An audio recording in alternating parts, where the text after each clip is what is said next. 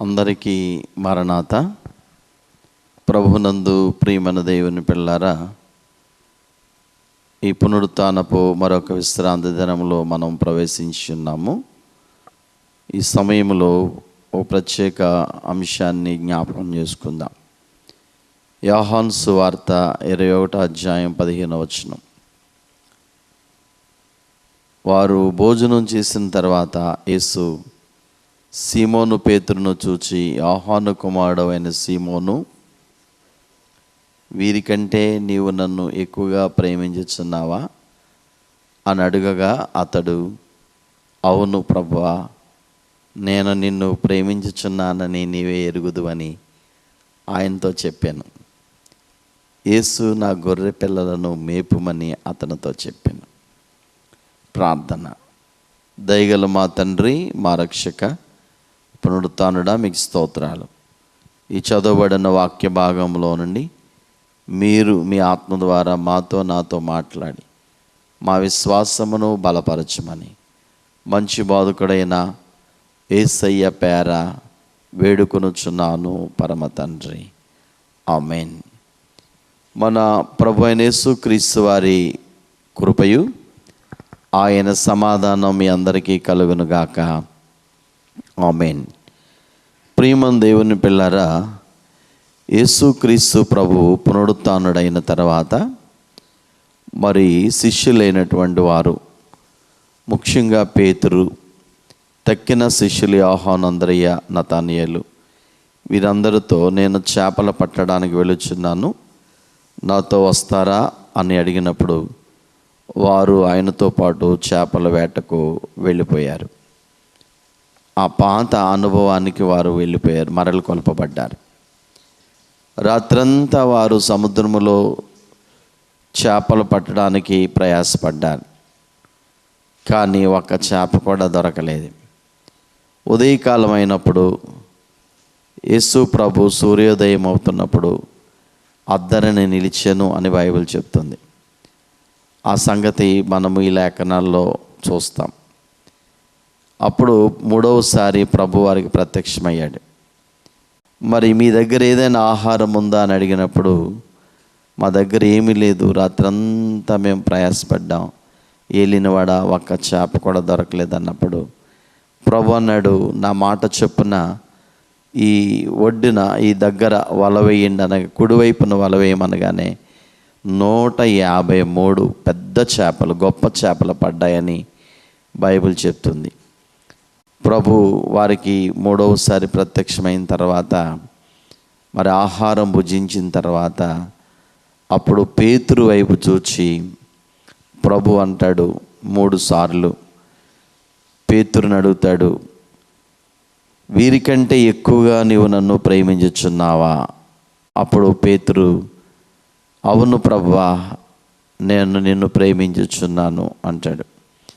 అయితే ప్రభు అంటాడు, నా గొర్రెలను మేపు అని అంటాడు. రెండవసారి ప్రభు, నన్ను ప్రేమించుచున్నావా అని అడిగాను. అవును ప్రభువా, నేను నిన్ను ప్రేమించుచున్నాను, నా గొర్రెలను కాయుమని ప్రభు ఆయనతో అన్నాడు. మూడవసారి ప్రభు, నన్ను ప్రేమించుచున్నావా అని అడిగగా అప్పుడు పేతురు వ్యసనపడి, ప్రభువా, నువ్వు సమస్తం ఎరిగిన వాడవు, నిన్ను ప్రేమించుచున్నానని నీవెరుగుదు అని ఆయనతో చెప్పాను. యేసు నా గొర్రెలను మేపుము, నీవు ఎవనడు అని పేతురు గారితో చెప్పినట్లుగా మనం లేఖనాలు చూస్తున్నాం. ఈరోజు ప్రసంగాంశం ఏంటంటే, ప్రభు అడిగినట్లుగా నీవు నన్ను ప్రేమించుచున్నావా అని అడిగిన ప్రశ్న ఈరోజు దేవుని యొక్క వాక్య ధ్యాన భాగం. ప్రభునందు ప్రియమైన దేవుని పిల్లరా, కొన్నిసార్లు ఈ లోకములో ప్రభుని మనం ప్రేమించకుండా లోకములో ఉన్న వాటిని, లోక సంబంధమైన వారిని మనం ప్రేమించుచున్నామా? ఒక ప్రశ్న వేసుకుందాం. బైబిల్ ఏం చెప్తుంది? మనం ఎవరిని ప్రేమించాలి? హోమ్ షుడ్ వి లవ్ అనే మాట జ్ఞాపకం చేసుకుందాం. మొదటగా మనము ఎవరిని ప్రేమించాలి? ద్వితీయోపదేశకాండం 6వ అధ్యాయము 5వ వచనం. నీ పూర్ణ హృదయముతోనూ, నీ పూర్ణాత్మతోనూ, నీ పూర్ణ శక్తితోనూ నీ దేవుడిని యెహోవాను ప్రేమింపవలెను. మొదటగా దేవుని అన్నిటికంటే అందరికంటే ఎక్కువగా ప్రేమించాలి. Love God above all. అవును, ఎలా ప్రేమించాలి అని మనం ఆలోచించినప్పుడు పూర్ణ హృదయముతో, మనము పూర్ణాత్మతో, పూర్ణ శక్తితో నీ దేవుడిని యెహోవాను ప్రేమించాలి. ఆజ్ఞలలో ఇది ప్రధానమైన ఆజ్ఞ. ఇది ఆజ్ఞ ప్రధానమైందని ప్రభువైన యేసుక్రీస్తు వారు మనకి తన సువార్తలలో జ్ఞాపకం చేశారు. చూడండి, మత్తయి సువార్త 22:37లో మరి నికోదేము అనేటువంటి శాస్త్రి ప్రభు దగ్గరకు వచ్చి, మరి ఆయన బోధకుడా, ఆజ్ఞలలో ప్రధానమైన ఆజ్ఞలేవి అని అడిగితే ప్రభు చెప్పారు. మత్తయి సువార్త 22:37లో అందుకు ఆయన, నీ పూర్ణ హృదయముతోనూ, నీ పూర్ణాత్మతోనూ, నీ పూర్ణ మనసుతోనూ నీ దేవుడైన ప్రభుని ప్రేమింపాలని అది. మార్కు 12:30లో కూడా నీవు నీ పూర్ణ హృదయముతోనూ, నీ పూర్ణాత్మతోనూ, నీ పూర్ణ వివేకముతోనూ, నీ పూర్ణ బలముతోనూ నీ దేవుడైన ప్రభుని ప్రేమింపవలెనన్నది ప్రధానమైన ఆజ్ఞ అని చెప్పారు. మనము పూర్ణ హృదయం, సంపూర్ణ హృదయముతో, సంపూర్ణమైన ఆత్మతో, సంపూర్ణమైన బలముతో, సంపూర్ణమైనటువంటి శక్తితో మనము సృష్టికర్త అయిన దేవుణ్ణి లేక ప్రభుని ప్రేమించాలి ఈ లోకములో. మరి బైబిల్ చెప్తుంది, దేవుని కంటే ఎక్కువగా ఎవరిని, దేనిని, ఏ వస్తువును కానీ, జంతువులు కానీ ఎవరిని ప్రపంచంలో ప్రేమించకూడదు. మత్తయి సువార్త 10వ అధ్యాయం 37వ వచనంలో, తండ్రినైనను తల్లినైనను నాకంటే ఎక్కువగా ప్రేమించువాడు నాకు పాత్రుడు కాడు, కుమారునైనను కుమార్తెనైనను నాకంటే ఎక్కువగా ప్రేమించువాడు నాకు పాత్రుడు కాడు అని ప్రభు చెప్పాడు. కుటుంబ బంధాలు దేవుని కంటే ఎక్కువగా ప్రేమింపబడకూడదు. మన బంధుత్వాల కంటే దేవునికి ఎక్కువ ప్రాధాన్యత ఇవ్వాలని ఈ వాక్యం సెలవిస్తూ ఉంది. దేవుని కంటే ఎక్కువగా ఎవరిని ప్రేమించినా అది దేవునికి సంబంధించిన వాడు కాదు గనుక అది విగ్రహారాధన అవుతుంది.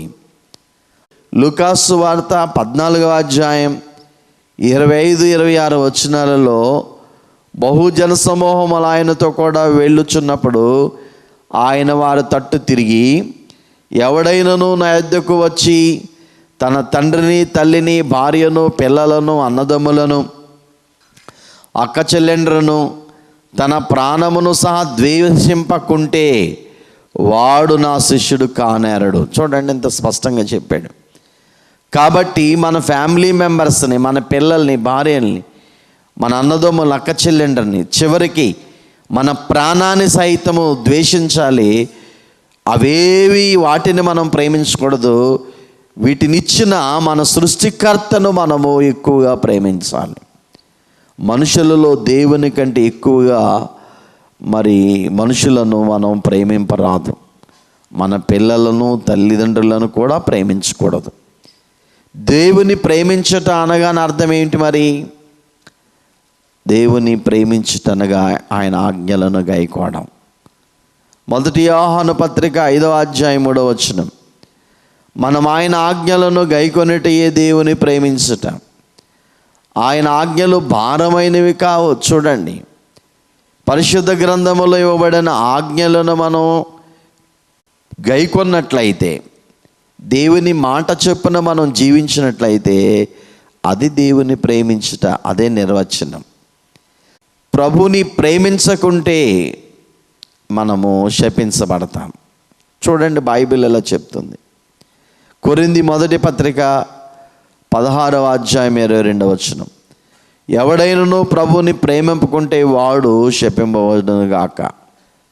ప్రభు వచ్చుచున్నాడు. దేవుడు ఏర్పరచుకున్నటువంటి పేతురు ప్రభు మరణించి సమాధి చేయబడి తిరిగి లేచాడనే విషయాన్ని నమ్మలేక ఆయన మరలా దేవుని పరిచయం విడిచి ఆ పూర్వపు ఆ యొక్క చేపల వేటకు వెళ్ళిపోయాడు. అందుకే ప్రభు పేతురు గారిని మారు అడిగాడు, పేతురు, నీవు నన్ను ప్రేమించుచున్నావా? డూ యూ లవ్ మీ అని అడిగాడు. అప్పుడు పేతురు గారు yes lord, I love you అని చెప్పినట్లుగా మనం చూస్తాం. కాబట్టి ఈరోజు అదే ప్రశ్న పరిశుద్ధాత్మ తండ్రి సంఘమైన నిన్ను నన్ను అడుగుతున్నాడు. నీవు ప్రభుని ప్రేమిస్తున్నావా? ఇంకా లోకములో ప్రభు కంటే ఎక్కువగా ఎవరినైనా ప్రేమిస్తున్నావా? అయితే నీవు విగ్రహారాధన చేస్తున్నావు. ప్రభుని మనం ప్రేమించుచున్నామని చెప్పడానికి కొన్ని విషయాలు జ్ఞాపకం చేస్తాను. Love the law.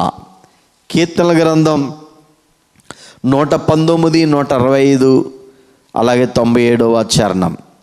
నీ ధర్మశాస్త్రమును ప్రేమించు వారికి ఎంతో నెమ్మది. చూడండి, దేవుని ప్రేమించుచున్నాము అని అనగానే ఆయన ఆజ్ఞలను ధర్మశాస్త్రాన్ని మనం గైకొని ధర్మశాస్త్రాన్ని మనం ప్రేమించాలి. బైబిల్ని మనం ప్రేమించాలి. బెటర్ దెన్ గోల్డ్, బంగారము కంటే గొప్పది, అన్నిటికంటే గొప్పది దేవుని గ్రంథము, వాక్యము, ధర్మశాస్త్రం. ఎందుకంటే ఆ వాక్యమే దేవుడై ఉన్నాడని బైబిల్ చెప్తుంది. మరి 97వ చరణంలో కూడా ధర్మశాస్త్రం నాకు ఎంతో ప్రియముగానున్నది, దినమెల్లా నేను దాన్ని ధ్యానిస్తానని దైవజనుడు దావీదు గారు చెప్తూ ఉన్నారు. బైబిల్ వాక్యాన్ని మనం ప్రేమించాలి. యోహాను 14:15లో మీరు నన్ను ప్రేమించిన యెడల నా ఆజ్ఞలను గైకొందురు అంటాడు. ధర్మశాస్త్రాన్ని మనం ప్రేమించాలి, అప్పుడు దేవుని ప్రేమించినట్లు లెక్క. దేవుని నామమును ప్రేమించాలి. Love God's name.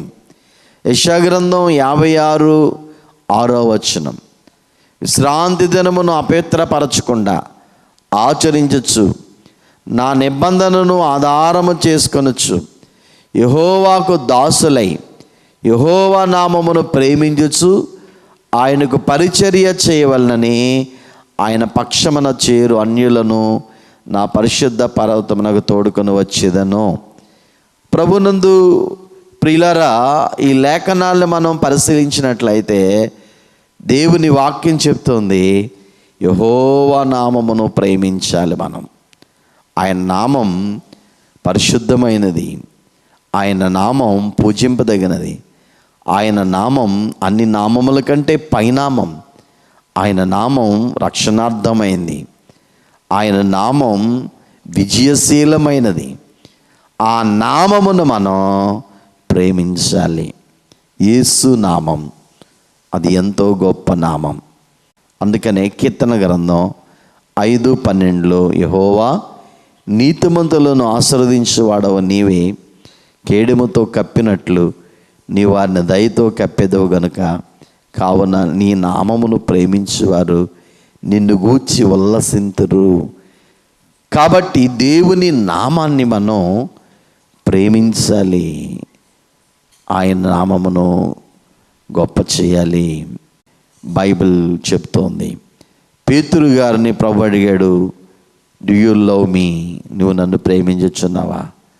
పేతురు గారు సరిగా చెప్పాడు సమాధానం, yes lord, I love you అని చెప్పాడు. ఈరోజు మనం ప్రభుని ప్రేమించబద్దులమై ఉన్నాం. ప్రభునందు ప్రియులరా, అలా ప్రభుని ప్రేమించి ప్రభు ఆశీర్వాదములు సంపాదించుకొని ఆయనను గౌరవిస్తూ ఈ లోకములో మనుషులందరికంటే, ఈ లోకములో మరి అన్నిటికంటే మనము మన పిల్లల కంటే ఎక్కువగా మన ప్రభుని ప్రేమిస్తూ ఆయన ఆరాధిస్తూ ఆయన వచ్చినప్పుడు ఆ మహిమ మేఘం మీదకి వెళ్ళిపోదాం. ఎందుకంటే ఆయనే మొదట మనల్ని ప్రేమించాడు. ఎంత ప్రేమించాడు? దేవుడు లోకమును ఎంతో ప్రేమించాడు. పొడవు, వెడల్పు, ఎత్తు అందదు, కొలమానం లేదు ఆయన ప్రేమకు. ఎంత ప్రేమించాడు? ప్రాణం పెట్టినంతగా ప్రేమించాడు. అలా మన కొరకు ప్రాణం పెట్టి గొప్పగా మనల్ని ప్రేమించిన మన ప్రభుని మనం ప్రేమించాలి. ఆయనే మొదట మనల్ని ప్రేమించిన గనుక మనము ప్రేమించుచున్నాము. యోహాను మొదటి పత్రిక 4:19 వ్రాయబడింది. అట్టి ప్రభుని మనము ప్రేమిస్తూ ఎప్పటికీ అందరికంటే అన్నిటికంటే ఎక్కువగా ఆయనను ప్రేమిస్తూ ఆయన వచ్చినప్పుడు ఆ ప్రేమను కలిగిన మనము ప్రభు మేఘములోని కలుసుకుని ఆయనతో యుగయుగాలు ఉండే ధన్యత పరిశుద్ధ ఆత్మ తండ్రి అట్టి పేతురు గారి వలె మనమును ప్రభుని ప్రేమించే భాగ్యము మనకు కలుగును గాక. ఆమేన్.